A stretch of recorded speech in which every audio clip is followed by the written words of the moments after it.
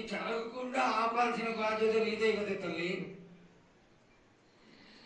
ఏడేడు కాదు బాల, అది జరుగుతూనే ఉంటుంది. కానీ ఈ ఏడు మాత్రం భారీగా ఉంటాయి.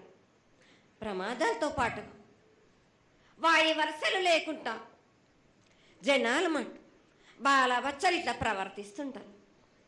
ఎట్లెట్లా ఈ విధంగా మీరు చేస్తుంటారు. వాయి వరుసలు లేకుండా కళ్ళు తల పైకెక్కి మీరు ఘోరాలు చేస్తుంటే అట్లట్లు మీరు ఈ ఏడు మీరు ప్రమాదాలు జరుగుతూనే ఉంటాయి. ప్రాణ నష్టం కూడా జరుగుతూనే ఉంటాయి. వాళ్ళని మాత్రం నేను మాత్రం వదిలిపెట్టాను. నేను ఈ ఏడు నాకు బాగా నాకు ఇబ్బందిగా ఉంది. నాకు కానీ సంతోషం అనేది లేకుండా చేస్తున్నారా మీరు?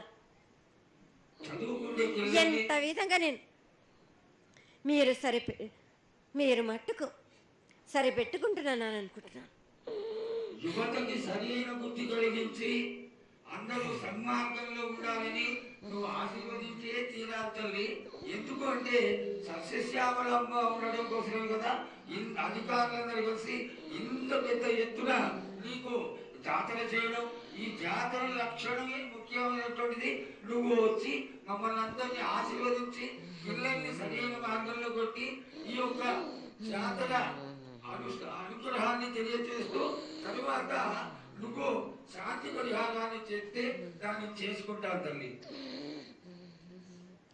ఏడేడు కాదు, ఈ ఏడు మీరు నన్ను మాత్రం శాంతి పరచద్దు. నేను మాట్లాడేది చాలా ఉంది రావాలక.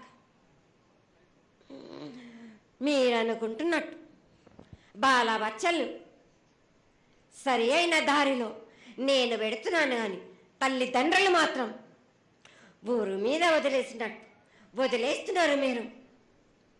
మీరు మాత్రం అహంకారం ఎక్కువైపోతుంది మీకు. అది తగ్గించుకుంటే మంచి. బాలబచ్చల్ని నేను కాపాడుతూనే ఉంటాను. మీది కూడా ఉండాలి.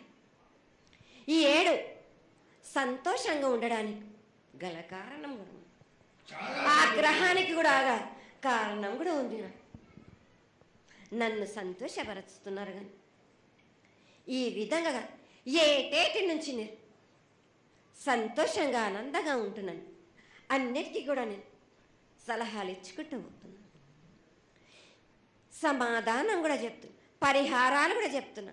కానీ ఈ ఏడు మాత్రం నన్ను